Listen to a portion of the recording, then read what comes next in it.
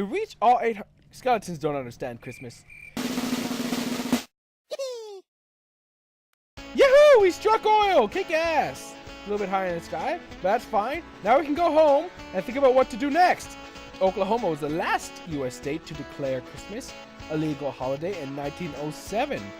That's about 37 years after it was named an official holiday, and about 69 years until Alabama started doing it.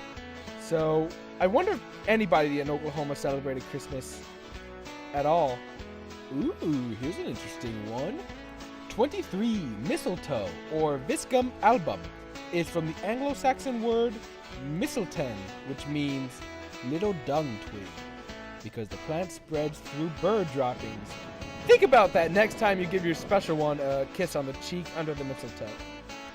24.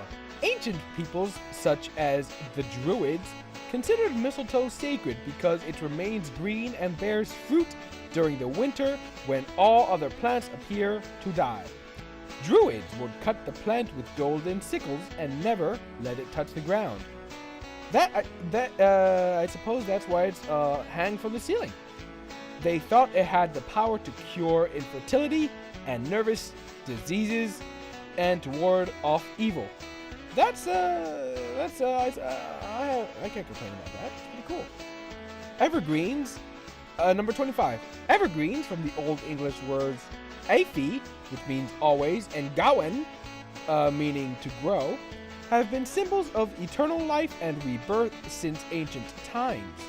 The pagan use and worship of evergreen boughs and trees have evolved into the Christianized Christmas tree. Cool. So, always to grow. That's cool, because it never dies and stuff.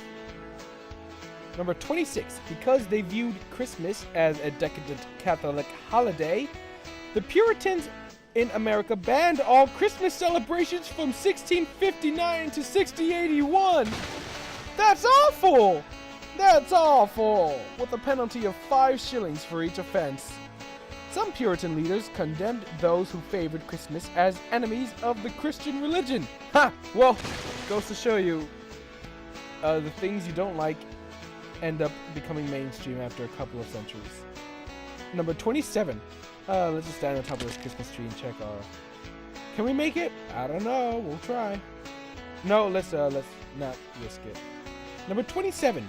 A Yule log is an enormous log that is typically burned during the 12 days of Christmas. Oh, that's December 25th to January 6th. I always thought that there were 12 days before Christmas. That's cool. Some scholars suggest that the word Yule means revolution or wheel, which symbolizes the cyclical return of the sun. A burning log or its charred remains is said to offer health, fertility, and luck, as well as the ability to ward off evil spirits. This sounds kind of familiar. Like the mistletoe, no? Number 28. Because of their pagan associations, both the holly, associated with the masculine principle, and the ivy, the female, and other green boughs in home decoration were banned by the 6th century Christian Council of Braga. Oh, so like wreaths were banned because they were pagan? That's cool. All this fertility and stuff. Number 29. The poinsettia is native to Mexico and was cultivated by the Aztecs, who called the plant Cuexlitchotl,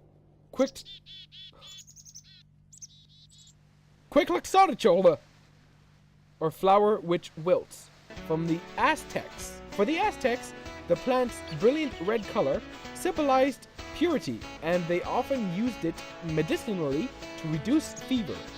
Contrary to popular belief, the poinsettia is not poisonous, but holly berries are. I'd never heard of that. I never heard of a poinsettia or a Cuexlitchotl. More pagan stuff. 30. Christmas has its roots in pagan festivals, such as Saturnalia, December 17th to 23rd. The Calends, January 1st to 5th, the precursor of the 12 days of Christmas, and Dell's Sol Invictus, or birthday of the unconquerable sun, actually on December 25th. The Christian church heartily disapproved of such celebrations and co-opted the pagans by declaring December 25th as Christ's day of birth. So though there is no evidence Christ was born on that day. So they just said that Christ was born on the 25th because they didn't want to deal with any more pagan holidays that have occurred. Cool, I guess. Santa Claus is based on a real person. I knew it! Saint Nicholas of Myra, also known as Nicolaus the Wonder Worker, Bishop Saint Nicholas of Smyrna, and Nicolaus of Bari, who lived during the 4th century. Born in Patara in modern-day Turkey, he is the world's most popular non-biblical saint. And artists have portrayed him more often than any other saint, save for Mary.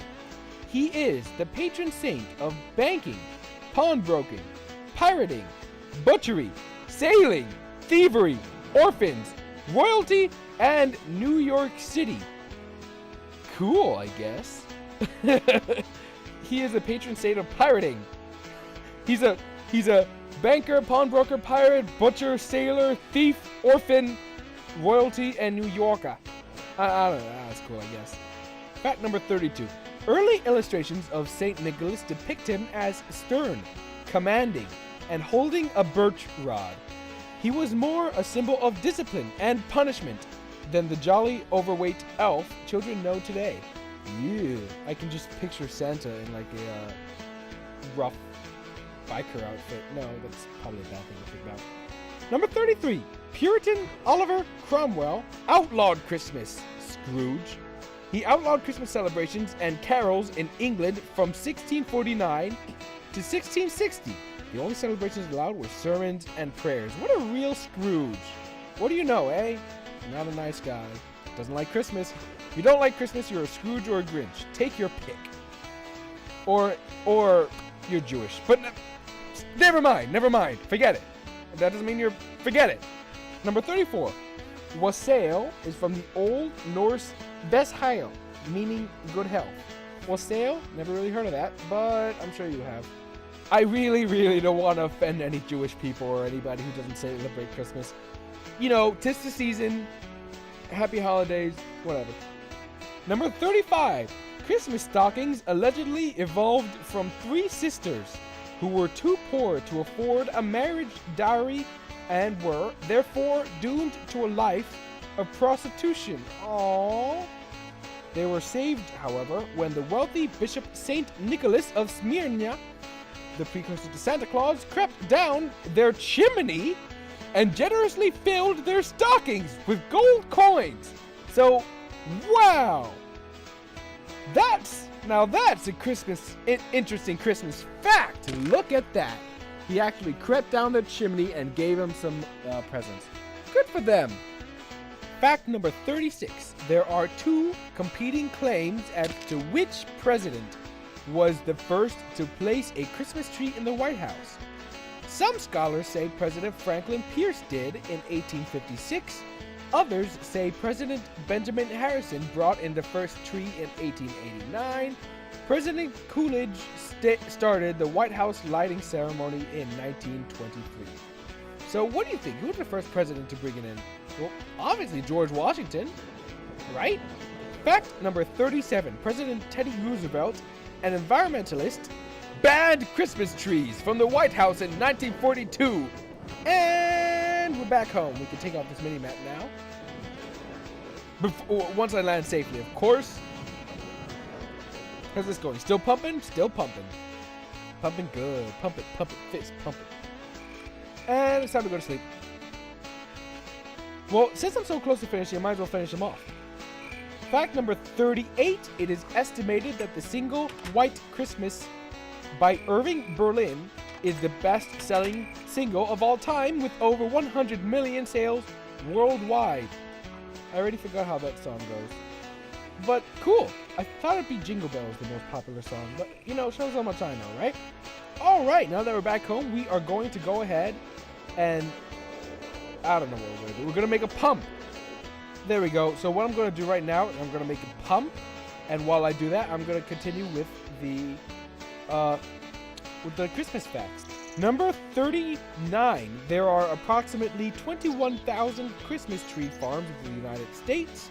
In 2008, nearly 45 million Christmas trees were planted, adding to the existing 400 million trees. Wow, that's a lot of trees. So go ahead and get one if you haven't gotten one already, because we have a surplus. America has a surplus. So there's a tank and a mining well.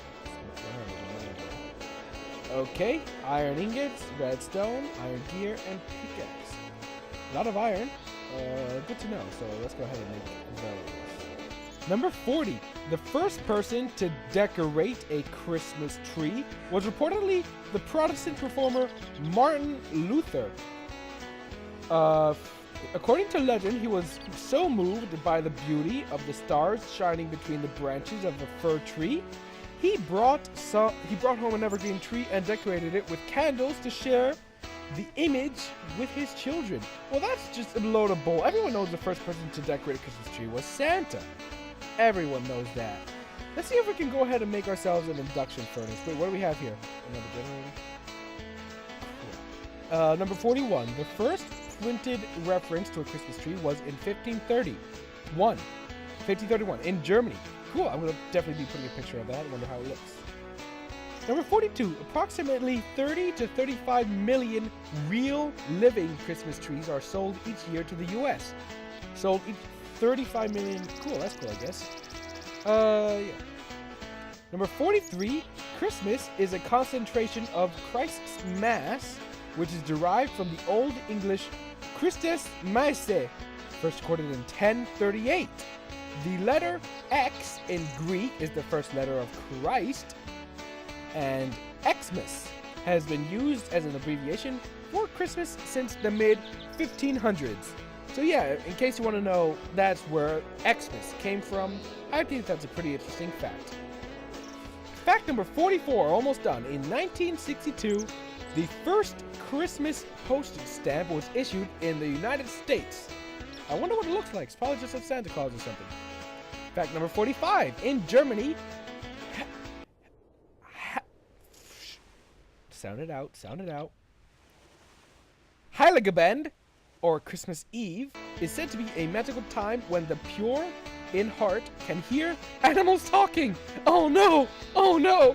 This brings me back to... I'm just gonna put it up. That's great. That's wonderful. Christmas critters. Let's go ahead and make us an iron furnace, because we don't want to be cold this season of giving. Number 46. The Viking god Odin is one precursor to the modern Santa Claus. According to myth, Odin rode his flying horse, Sleipnir, a precursor to Santa's reindeer, who had 8 legs. Oh dear God. In the winter, Odin gave out both gifts and punishment, and children would fill their boots or stockings with treats for Sleipnir. Good to know. I'm going to be posting a picture of Sleipnir. Got a lot of legs on that thing. A lot of legs. Well, 8 to be exact. So I think we're also making a thingy. Circuit, an electronic circuit, which, let's see if I can remember that by heart. Number 47, the earliest known Christmas tree decorations were apples. At Christmas time, medieval actors would use apples to decorate paradise trees, usually fir trees, during paradise plays, which were plays depicting Adam and Eve's creation and fall. Cool. That's a pretty rad one. Number 48. Commissioned by Sir Henry Cole, British illustrator John Calcutt Horsley invented the first Christmas card in 1843. I wonder what that looks like. We'll see. We'll see what that looks like. Redstone. A lot of redstone. All right, we gotta say electronic circuit. And what do we do with it? I already forgot. All right, well that's cooking. Number 49.